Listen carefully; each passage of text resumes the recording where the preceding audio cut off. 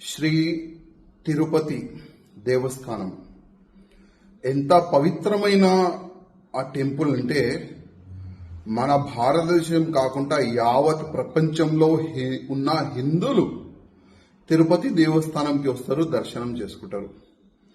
కానీ లడ్డూలు, ఈ పందులు కానీ వేరే వేరే జంతువులు మొత్తం నెయ్యి కలిపినారు. ఆ మాట విని చాలా మంది బాధపడుతున్నారు. అసలు ఎంత పాపిష్టుడు కూడా ఈ ప్రపంచంలో ఉంటారా అని ఒక చర్చ నడుస్తుంది.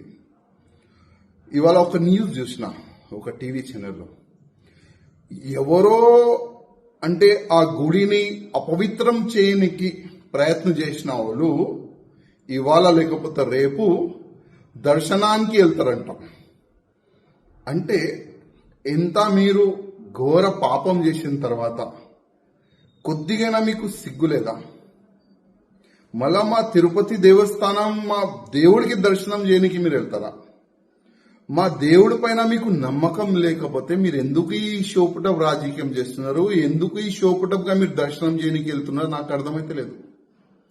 ఇవాళ మొత్తం మన తెలుగు సమాజం మీకు తిడుతున్నారు, మీరు దొరికితే చంపేస్తారు. అంత కోపం హిందూ సమాజంలో ఉంది. ఇవాళ పవన్ కళ్యాణ్ గారు ఒక మంచి మాట అన్నారు, ఒక చట్టం తీసుకొని రావాలని, ఒక హిందూ బోర్డు తీసుకొని రావాలని వాళ్ళు ఒక మాట పెట్టినారు. మేము ఎన్నో సంవత్సరాల నుంచి ఆ మాటని మేము రేజ్ చేస్తున్నాం. ఏ విధంగా వక్ బోర్డు ఉంది, అదే విధంగా హిందువులు కూడా ఒక బోర్డు ఉండాలని. కానీ ఇవాళ లేకపోతే రేపు మంచి దినాలు వస్తుంది. కానీ ఇవాళ ఆంధ్రప్రదేశ్ కాకుండా యావత్ భారతదేశంలో ఉన్న హిందువులకి నేను ఒక్క రిక్వెస్ట్ చేస్తున్నా, ఎవరు కూడా మన గుళ్ళు గోపురాలు వాళ్ళకి అపవిత్రం చేయడానికి ప్రయత్నం చేస్తే వాళ్ళకి మనమందరం ఒకటై నచ్చ చెప్పాలి. మన గుళ్ళు గోపురాలకి ఉన్న ల్యాండ్కి ఎవరైనా కబ్జా చేయడానికి ప్రయత్నం చేస్తే మనమందరం కలిసిమెలిసి దానికి కాపాడే ప్రయత్నం చేయాలి. ఇవాళ ఆంధ్రప్రదేశ్లో చాలా వరకు గుళ్ళు ఉన్నాయి.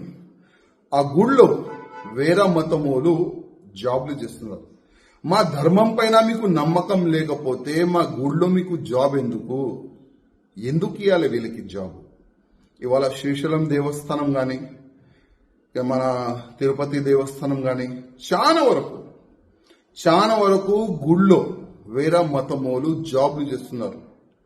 నేను ప్రత్యేకంగా చంద్రబాబు నాయుడు గారికి గతంలో కూడా ఒక లేఖ రాసిన, ఇవాళ కూడా నేను మా చంద్రబాబు నాయుడు గారికి రిక్వెస్ట్ చేస్తున్నా, మీరు దీనికి ఒక టాస్క్ ఫోర్స్ తయారు చేయండి, ఒక యాక్షన్ టీమ్ తయారు చేయండి.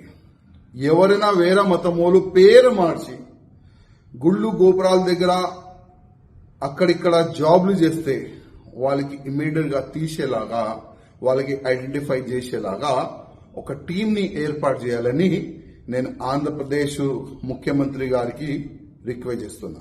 అదేవిధంగా ఇవాళ వాళ్ళకి నేను ఒక మాట చెప్పాలనుకుంటున్నా, ఎవరైనా మా గుళ్ళుకి అపవిత్రం చేయడానికి ప్రయత్నం చేస్తారు, మా తిరుపతి దేవస్థానానికి అపవిత్రం చేయడానికి మీరు ప్రయత్నం చేస్తారు కదా, ఆ గుడికి వెళ్తున్నారు కదా, కొద్దిగా ఆలోచన చేయండి.